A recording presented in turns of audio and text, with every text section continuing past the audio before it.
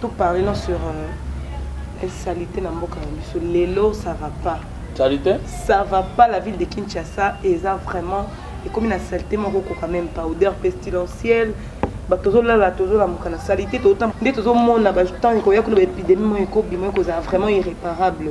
Bino bo vandi na bino bo à l'aise aucune réaction. Tout le monde na mboka moko bo le roi soki wapi. Tout le monde a presque partout. OK na kota Gambela. Oui na rond-point Ngaba. OK na UPL. OK donc partout. On va toujours lier pembeni wana. Bozo mo tike za risque pour la population. On comprend que tout là bas. Qui peut parce que bino ba na bino boyebi paso bazalaka. Mais ngai biso to message nyoko to ba beto lia nango.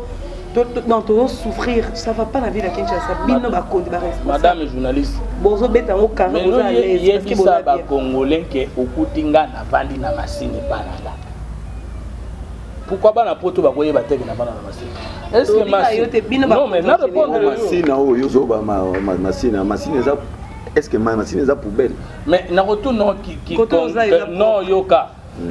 Commune ya Masina, eza commune urbaine ou rurale? Ande tutangire. Commune ya Masina mbote d'abord na bana chango nyonso. Commune ya Masina ba edike baza na maturité. Non, eza commune, eza lokola ville, to eza ba commune eza lokola ville. Biso batam Masina, toza lokola mboka ya Kinshasa. Donc na koyoka solité, pe na kowanga na isika na vandi na lobby.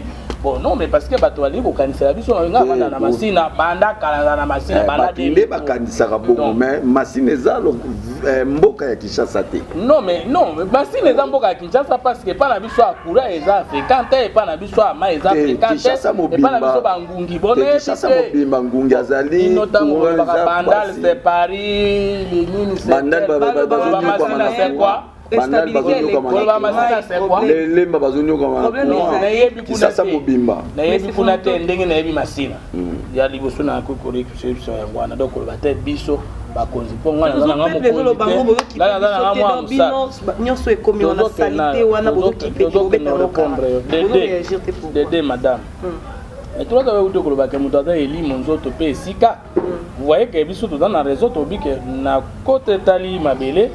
Il faut lutter contre l'enclavement, il faut lutter contre l'insalubrité, il faut lutter contre la pollution. Mais madame, au moins nous salaires, Kinshasa c'est salité.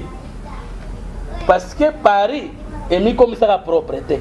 Singapour est mis comme ça à propreté. Ce qu'on a tout nos questions. Surtout les Parisiens, nous sommes à Paris. Nous sommes à Kinshasa. Ba kinoa nyonso to bemi bango na Paris. Bon, question à propriété que se poser ndenge ni pesa réponse. Kinshasa yo lobi bongo tozo. Non, non, on a répondre des questions. La ville de Kinshasa actuellement congolais nyonso o na d'accord na yo kité na lombo na oyo kinga bien te. Paris na chango propre. Na ba français parisien. Bah oui, ba français parisien.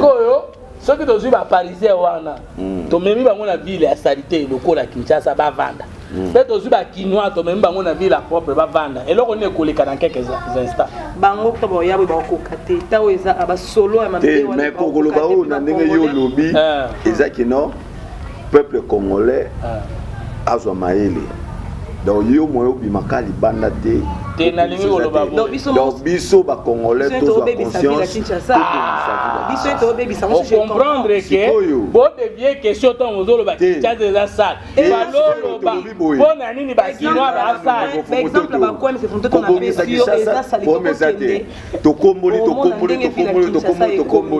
neti na on akata ndako na yawa poubelle ya yo fulu bakenda ko bwakati siko question yango poubelle na ngai matiti wana na kwetsa kangwa ngai bona na kombola wangu ngai bona na bibisa kango est-ce que le pango commissaire est-ce que le pango de la salité est-ce que yo place au kena ko bwaka exactement que na bwaka wa olende ba comme ça ville mais vous comprendre biso comprendre ça va venir ça papa maman naza d'accord na yo que apparemment bo sala musala non nazo répondre yo que yo za kinoise non oui gaza kinoise te yaza kinoise non gaza kinoise non Au lieu que la ville est sale, il faut dire les habitants de la ville sont sales, ne pas contaminer la ville sale. C'est pas ça. Mon raison de kaka.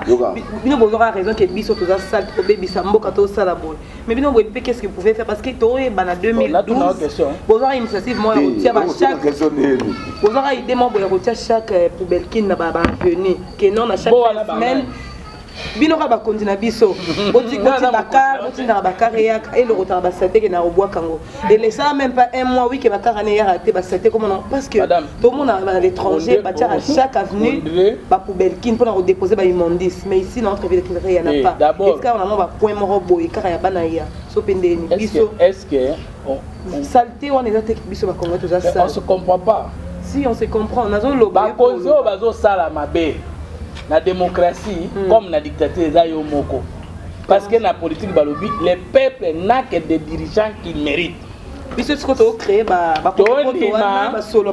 tondi makofuta kempo na batu, mais batu wana ba Congo la mbongo na ba osalela misala pour na peuple, mais to maintenir bango. Le ba konzwana ezayo moko, ezangai ezaye. Donc kimbuto azobebisa mboko n'est que le reflet de la destruction de tous les Kinois. Parce que mukoloba Kinois bakoloba ke balingi lisu kimbuta te akolongwa. Mais pourquoi balongola ka ete? Donc la faute c'est pas kimbuta, la faute c'est nous qui l'acceptons. Deux, mboka eza nango saleté. Est-ce que na mboko ata otie usine wana, pardon, nani moi cantine wana. Yo so mona ville ça usine de traitement des déchets. Là par exemple muké il y a boulevard du 30 juin. D'abord wana. Parce que fréquemment trop sozoya et là bah peut-être la nuit on va déposer je crois que oui mais madame et dans la somme mêler l'eau on souffre bah ça va pas non mais je donne la grande réponse vous insistez sur les petites questions non je dis ceci il n'y a pas un plan directeur d'urbanisme de la ville de Kinshasa. Deux, il n'y a pas un plan d'aménagement du territoire dans la ville de Kinshasa.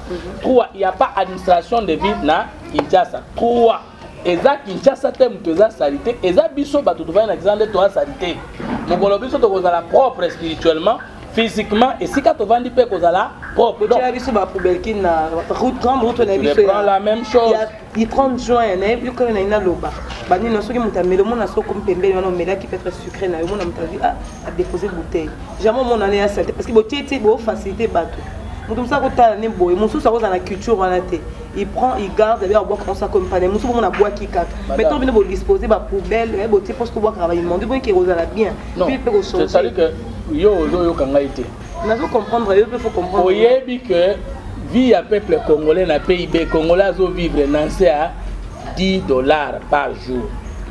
Oyebi te que moyenne ya ba congolais ba koka omela sucré par jour ba même pas 10% na Kinshasa.